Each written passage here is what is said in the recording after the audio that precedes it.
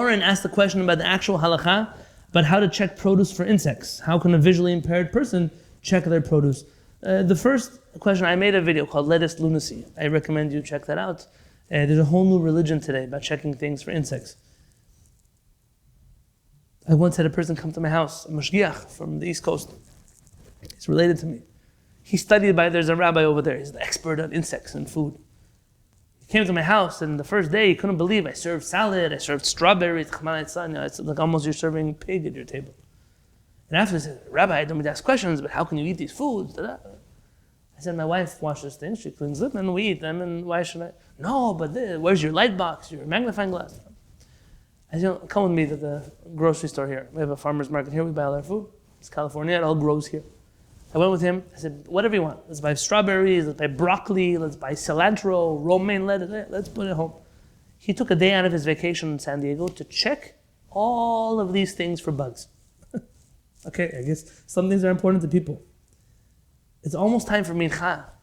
And he calls his rabbi in the East Coast and says, Rebbe, I can't find any bugs in these strawberries. I said, Rebbe Moshe says, these bugs, they're so scared of you, they all ran away. You know, I'll tell you, once I had to do Shabbat on the East Coast. I was babysitting my sister-in-law's children. They had to go somewhere else. We flew to New York to watch our children, believe it or not. And I went to the local grocery store to buy cilantro. I was making Moroccan fish. I then realized that in the house, they only have salt and pepper and mayonnaise and ketchup and oil.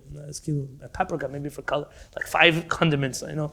No cardamom and no cumin, turmeric and sumac and nothing. They just, okay. So I went to the grocery store to buy some things. One of the things I needed was cilantro. And I went to the vegetables and I looked for cilantro and I couldn't find it. I figured, maybe it's one of those things where it's an Orthodox grocery store, they don't sell cilantro. I asked him, can you show me where the cilantro is? Oh, cilantro, sure, it's right here. And he points me to that shelf of like brown wilted leaves.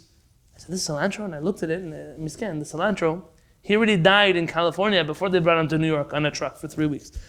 Probably the produce that some people deal with is not as fresh as what I deal with, and so I'll tell you, the proper way to check produce is with your eyes. Whatever you see, you clean. You're not chayav on things you don't see. The way our mothers and grandmothers and our fathers and our grandfathers and our chachamim, they all ate these things and they didn't start prohibiting new things the Torah did not prohibit. But you have to do it properly. You have to look well. What about a visually impaired person?